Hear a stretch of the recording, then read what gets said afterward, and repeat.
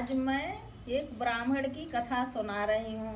आप लोगों के पसंद आए तो मेरे सास बहू चैनल को लाइक कीजिए, सब्सक्राइब कीजिए।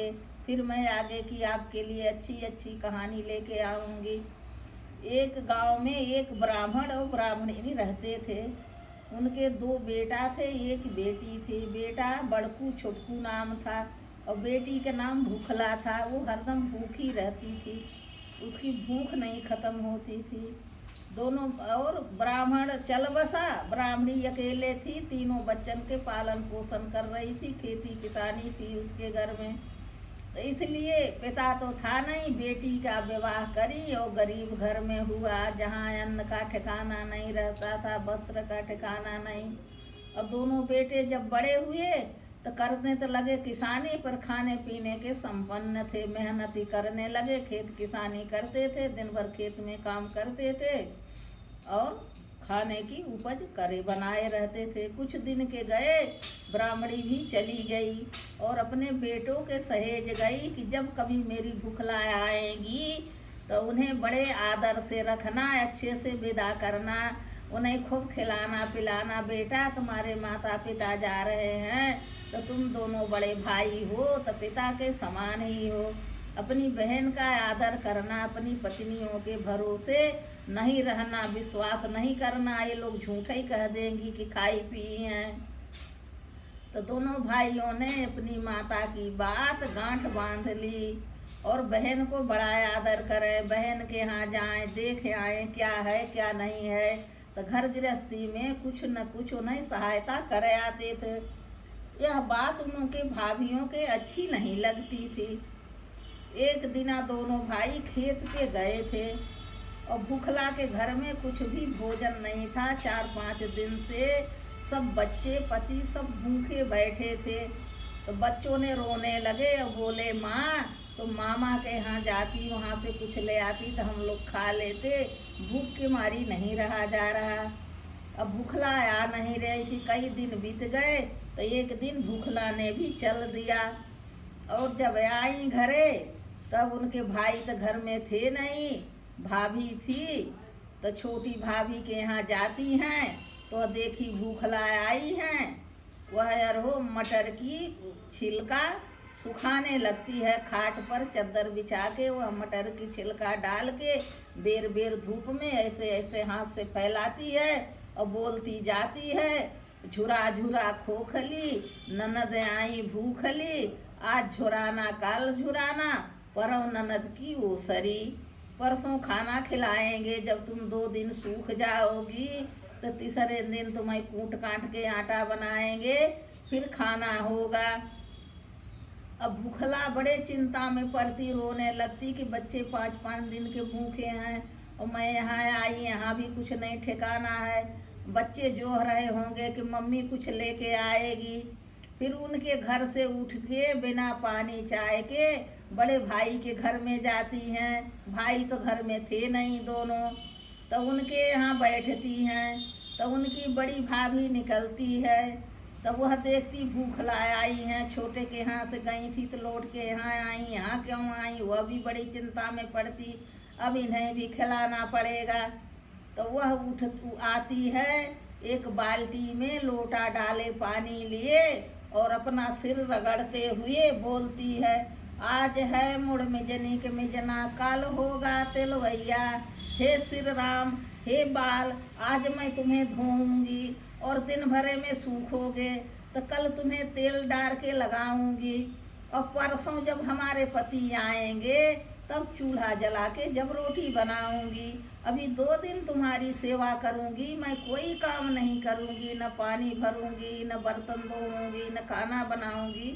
2 दिन तुम्हें आज खूब धोऊंगी साफ से रगड़ रगड़ के, और कल दिन भर तेल मालिश करूंगी तुम्हारे सिर में। और परसों जब आएंगे मेरे पतिदेव तब खाना बनाऊंगी। अब यह सुन के भूखला और तेज तेज से रोने लगती हैं और उठती हैं। एक अपनी पुरानी साड़ी बगल में दबाई थी कि भैया के यहाँ नहाए धोएंगे तो का पहरेंगे। उठ के वह कांख में दाब के चली जाती हैं, घर से निकल के रोते हुए जाती हैं। और भूखला जहाँ जहाँ जाती हैं रोती हुई, उनके आंसू के धारा से वह जमीन भीगती चली जाती है, सीधे ही जाती है। थोड़ी दूर जाने पर एक चने का खेत पड़ता है, तो वहाँ देखी हैं कि हरा हरा चना खूब उपजा है। तो खेत में हिल जाती हैं, वह चना तोड़ती हैं, तोड़ के उस साड़ी में गट्ठर बांधती हैं कि बच्चों के लिए चल के खिलाएंगे। जब गट्ठर हो जाता है, बांध लेती हैं, तब खोंट खोंट के अपना खाती हैं। और कहीं से ऐसे पानी आ रहा था, नली में कोई का खेत सींचा जा रहा था, ट्यूबवेल खुला था, तो 2 चिल्लू पानी पीती हैं और डकार आ जाती है। तब पूछती हैं वहाँ गैया चरा रहे चरवाह कि यह किसका खेत है। तो बोलते हैं, अरे भूखला दीदी तुम नहीं जानती, तुम्हारे भाई का खेत है, उन्हीं ने चना बोया है। और यह पानी वही खुलवाए हैं, पानी आ रहा सींचने की। तब भूखला कहती हैं कि जा भैया, तुम 10 हरनाद है और 10 में खाया, तुम्हें कभी कोई कमी न पड़ई। और जा भाभी, तुम्हारे भी लड़की होई हमारे जैसे, और कभी तो है अन्न न जुड़े, भूखे ही मर जाओ शोर में। ऐसा शराबती हैं और रास्ते में गठरी सिर पर रख के चली जाती हैं। गई हैं, घरे पहुंचती बच्चे दौड़े कि मामा का दिए हैं, मामी का दी है, तो साग की पोटरी रख देती हैं। बच्चे भूखे मर रहे, खाते हैं। पर शाम को उनके दोनों भाई लौटते हैं तो पूरी रास्ता गीली गीली है। तो गऊ के चरवाहों से पूछते हैं, इतना कौन रोया है कि जिसके आंसू से पूरी रास्ता बह गई है। तब वह गैया के चरवाह बोलते हैं कि तुम्हारी बहन भूखला आई थी और रोती जा रही थी, तुम्हारे खेत में साग खोट के खाई और 2 चिल्लू नली से पानी पी और थोड़ी पुटरिया साग लेके घर में गई और बोली हैं कि जा भैया, तू जहाँ रन बन में रहे, तुम्हें बढ़ा चढ़ा रहे, और 10 हरनाद है, 10 में उपज होई खाए। और जा भाभी, तुम्हारे भी लड़की होई और तुम शौर में भी अन्न के लिए मरो, तुम्हें कुछ न मिले। ऐसा कहते हुए रोती हुई भूखला गई हैं। अब भाइयों के तो काटत रकत न हुआ कि हाय हमारी बहन आई और मैं न था, भूखला भूखे चली गई। अब घरे आते हैं, दोनों भाई सलाह करते हैं और रोते हैं, कुछ खाते पीते नहीं हैं। तो दोनों देवरानी जेठानी इकट्ठा होती, दोनों देवरानी जेठानी सगी बहनें थी। तो पूछती हैं कि का हो गया, तुम लोग क्यों नहीं खा रहे, काहे नहीं पानी पी रहे। उन लोगों को नहीं पता था कि ये लोग सुन लिए हैं कि भूखला आई थी। तो कहते हैं, क्या बताएं, एक बड़ी दुखद की बात है, मेरे भूख प्यास नहीं लग रही। तो दोनों बड़े प्रेम से पूछती, क्या हुआ बताओ ना। तो कहते, तुम्हारे नैहर में आग लग गई और सब कुछ जल गया, तुम्हारे भतीजे अतीजे सब हाथ पांव जल गया, तुम्हारी माँ बड़े बुरी तरह से जल गई है और घर में कुछ भी नहीं बचा है खाने के लिए। तो यह सुन के मैं दुखी हूँ। उन लोगों के वैद्य बताया है कि अलसी का तेल लगाएं तो घाव भर जाएगा, और थोड़ा घी हो तो थोड़ी उनकी खाल सही हो जाएगी, तुम्हारी बूढ़ी माँ की। अब वो कहती हैं उन दोनों, हाँ मैं घी रखी हूँ जोड़ जोड़ के, कहें होई तो भेजवा दो, मुझे भूख नहीं है। अब बड़ा मना के अपने पतियों को खिलाती हैं। और दोनों देवरानी जेठानी मिलके, दोनों जने का मायका तो एक ही था, सगी बहन थी। तो एक बोरी सरसों, गेहूँ, चावल, अलसी सब लदवाती हैं, बैलगाड़ी तैयार कराती हैं, एक बैलगाड़ी उनके यहाँ से, एक बैलगाड़ी उनके यहाँ से। और दूध दही में चांदी के रुपया डाल डाल के ऊपर से मटकी में दही जमाती हैं और सब लाद देती हैं। तो उनके दोनों भाइयों कहते, मैं नहीं जाऊंगा, मुझसे यह दृश्य देखा नहीं जाएगा, तुम्हारी माँ इतनी जली है, अपने बेटन के बैठा दो, बैलगाड़ी के संगे चले जाएं। तो वह दोनों लड़कान के बैठाती हैं, जाते हैं लेके कि जाना और सब सामान दे देना और देखे आना नानी कैसी है, मामी कैसी है। लड़का बैलगाड़ी पर आगे बैठ के जाता है और वहाँ नियर आता है बुआ के यहाँ। उनके पिताजी आगे से जाके दोनों भाई सहेजते हैं कि नानी के यहाँ नहीं जाना, बुआ के यहाँ जाना और सब सामान दे देना और लौट के आना। जब मम्मी पूछे तो कह देना नानी के यहाँ दे आए, बुआ का नाम भी नहीं लेना। तो दोनों बच्चे जाते हैं नानी के यहाँ, बुआ के यहाँ पहुँचते हैं और सब सामान उतारते हैं। बुआ खुश हो जाती और खुशी के मारी रोने लगती कि मेरे भाइयों ने मेरी सुध ली। और भतीजे के बैठाती हैं, खिलाती पिलाती हैं, बड़ा आदर करती हैं, भतीजन के तेल लगाती हैं, पैर दबाती हैं। फिर वो लोग कहते हैं बुआ अब मैं जाऊंगा, शाम तक घर पहुंचना है। उसी बैलगाड़ी से दोनों बच्चे लौट के आते हैं। तो दोनों जन की माँ पूछती हैं कि मेरी नानी कैसी है, मामी कैसी है, मेरी माँ कैसी है, मेरी भाभी, बच्चे कैसे हैं, कितने जले हैं, कितने अच्छे हैं।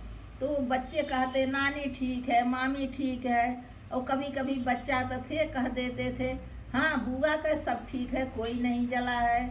और कभी कहते हाँ नानी जल गई है। अब बेर बेर पूछने पर कभी बुआ निकले मुंह से और कभी नानी निकले। तो वह दोनों भाभियाँ ताड़ जाती हैं कि ये हमारे आदमियों की करामात है, हम लोगों के धोखा दे के सब घर लुटा दिया, सब सामान भूखली के यहाँ पहुँच गया, हमारे मायके नहीं पहुँचा है। अब दोनों जुगती बनाने लगती हैं कि ऐसा क्या करें कि भूखली को मार डालें जान से, मेरा इतना धन ले ली, मेरा चोरी से रखा हुआ रुपया भी चला गया और मेरी माँ को नहीं पहुँचा। तो उसकी छोटी देवरानी के लड़का होता है।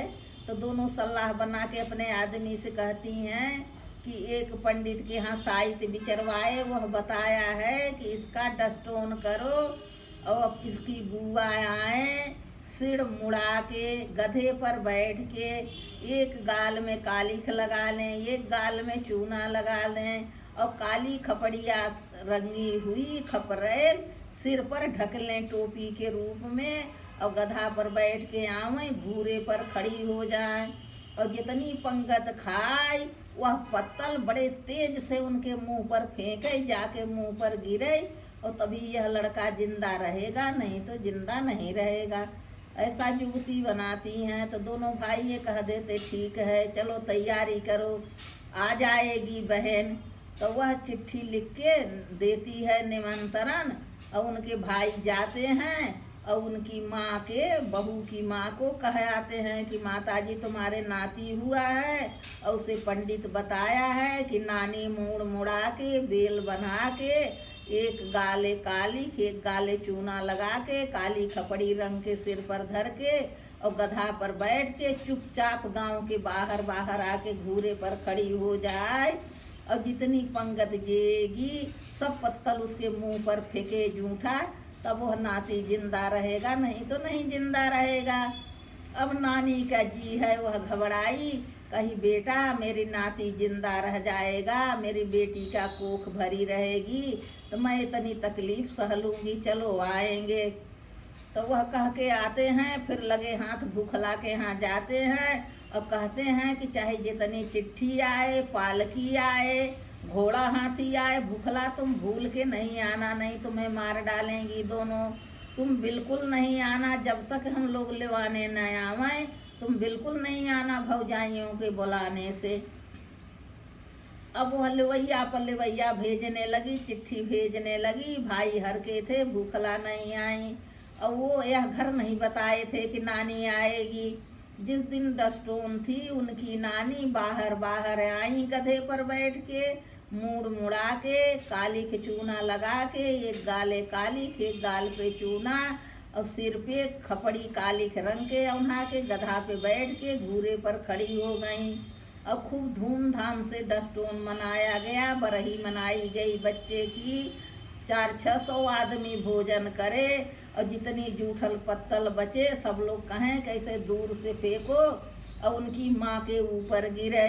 और दोनों देवरान जेठान खूब खुश हो रही होंगी कि आज भूखला को कैसी मजा आ रही होगी, कुल धन लूट के धर लिया है।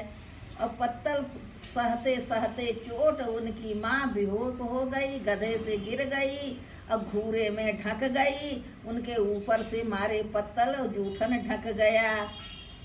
और जब शाम हुई सब खा पी के निपट गए तो दोनों भाइयों बोलते चलो अब थक गई हो आराम करो बच्चा के सुला दो। पर उन लोगों के तो मन में उत्सुकता थी तो आज भूकला की क्या गति हुई है, तो बोलती हम सोने नहीं जाएंगे, हम आग जला के तापेंगे।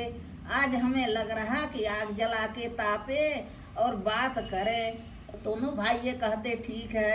वो दोनों भाई तख्त के ऊपर खाट रख के ऊंचे पर लेटे। उन लोगों के भी खुशी हो रही थी कि मैंने क्या चाल चली है। अब वो दोनों बैठ के आग तापी जाएं और कहें चलो आज कहानी लड़ाएंगे कौन जीतता है। तो वो दोनों भाई भी कहते हैं चलो लड़ाएंगे। तो ये दोनों बहन बैठ के कहानी कहती हैं कि मूड़ मुड़ाए आए बेल बनाए आए कालिक चूना लगे आए गधा पे बैठी आवे खपड़ी औन्हाए आवे देखे देखो किसकी बहन है, देखो देखो किसकी बहन है। तो वो दोनों भाई मचान पर से बोले हैं मूड़ मुड़ाए आई बेल बनाए आई कालिक चूना लगाए आई गधा पे बैठी आई और खपड़ी सिर पे उन्हाए आई देखो देखो किसकी माँ है, देखो देखो किसकी माँ है। ऐसे बेर बेर कहानी लड़ा रही थी। इधर से वो दो बहनें कहें उधर से दोनों भाई जवाब दें। जब इन लोगों के याद आई कि अरे ये तो हमारे साथ फिर धोखा हुआ, मेरी माँ ही ढकी है, तब दोनों बच्चा वहीं जमीन में छोड़ के दौड़े दौड़े घूरा पे जाती हैं और फोड़ा लेके सब पत्तल हटा रही हैं। किसी तरह अपने माँ को निकालती हैं और वह बेहोश है। फिर सब धुलाती हैं जूठन पानी छिड़कती हैं, माँ को अंदर ले आती हैं हवा करती हैं तो जरा बहुत होश आता। कहती माँ क्यों आई तुम, ऐसा क्यों हुआ। तो कहती तमाज जी गए थे कहे थे तो हम कहा नाती जीवित रहे तो थोड़ा हम तकलीफ ही सह लेंगे। तब दोनों बहनें माथे पर हाथ धरती हैं अपने आदमियन की गाली देती कोसती हैं। इसी के साथ यह कहानी खत्म हुई। मेरे प्यारे बहन भाइयों, आप लोगों को यह कहानी अच्छी लगी हो तो मेरे सास बहू चैनल को लाइक करिए, सब्सक्राइब कीजिए।